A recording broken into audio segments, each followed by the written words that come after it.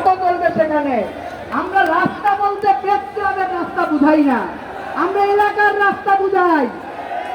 সেইটা সরকার বিবেচনায় নিবেন। এ পর্যায়ে আমাদের মোটামুটি যে 12 দাবি আমরা বলছিলাম, সরকার আমাদের সাথে আগামীকালকে আলোচনায় বসতে চাইছে। তারা বলছেন এই দাবিগুলোর পক্ষে তারা আছেন এবং আলোচনা করে বাস্তবায়নের উদ্যোগ নিতে ইচ্ছুক।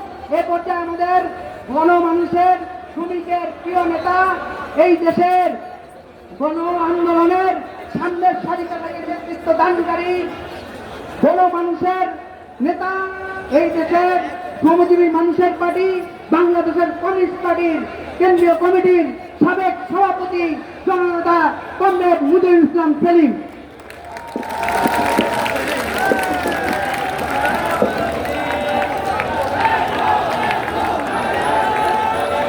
আসসালামু আলাইকুম।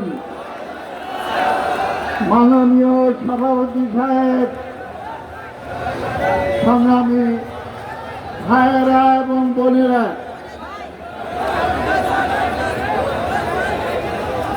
আজকে বছরের পর বছর ধরে আমাদের